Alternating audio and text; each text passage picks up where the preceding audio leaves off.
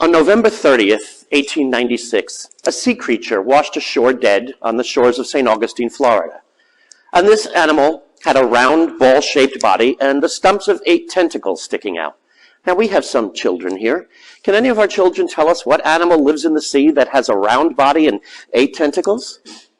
An octopus. Very good. How easy. Well, there was only one thing strange about this octopus.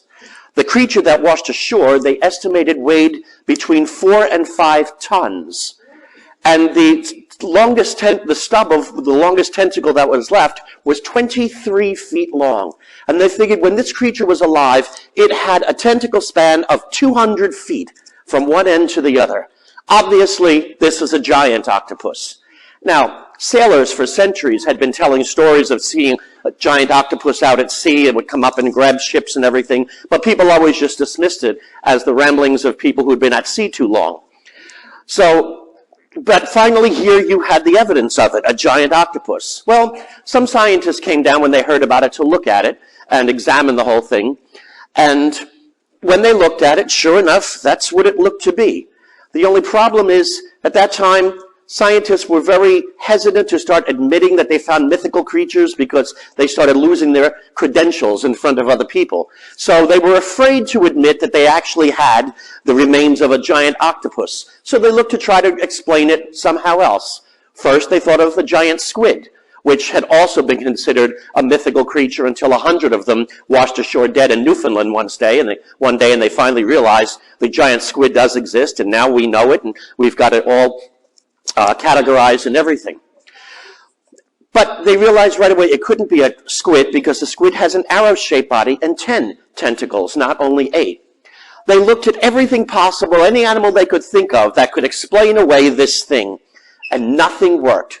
So the official report they gave that day of this creature weighing between 4 and 5 tons with a round body and 8 tentacles that washed ashore in St. Augustine, Florida that day was a whale.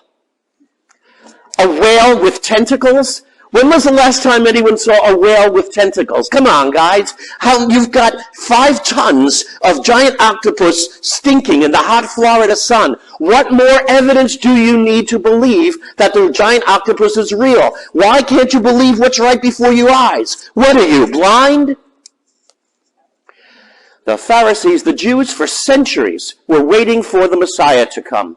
They prayed for it Sabbath after Sabbath, and that was going to be the answer to all of their prayers. And the prophets gave them sign after sign that when this happens, when the Messiah comes, he will do this, he will do that, gave them everything.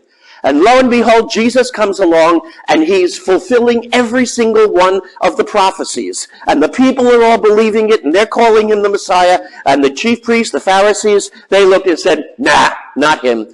Can't be.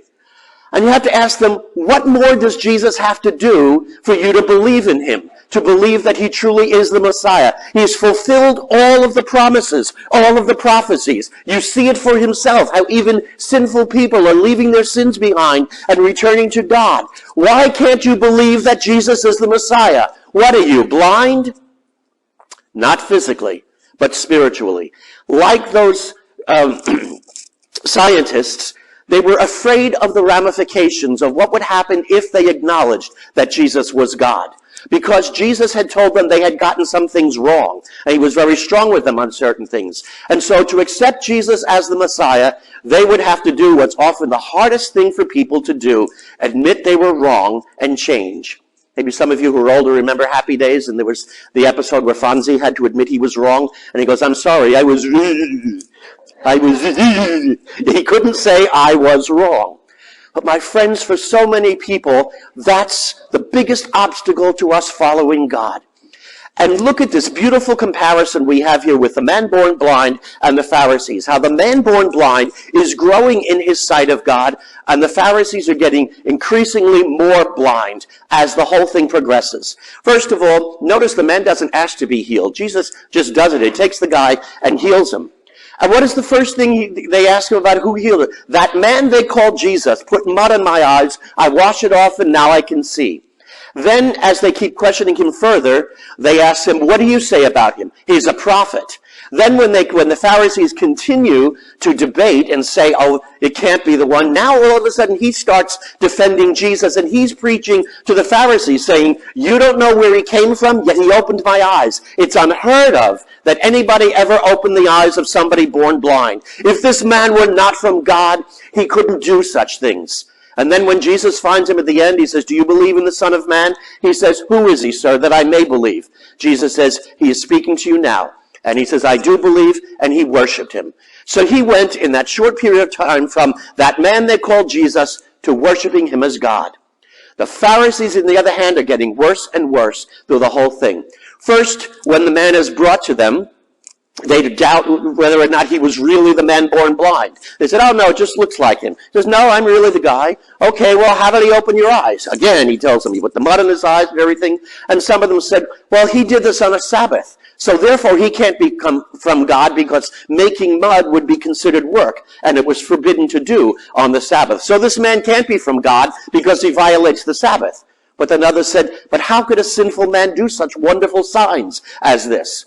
So they questioned the man again and again, looking for everything possible, even thinking, there's got to be some other way to do it. They get his parents. Do you testify that this man really is your son and was born blind? And they said, yeah, he was born blind. We know that, but ask him yourself. He's old enough, because they were afraid of the ramifications. And then when they can find nothing more, and now even the blind man is preaching to them, they resort to the oldest trick in the book. What? You're steeped in sin from your birth, and you're giving us lectures? How dare you? And they threw him out.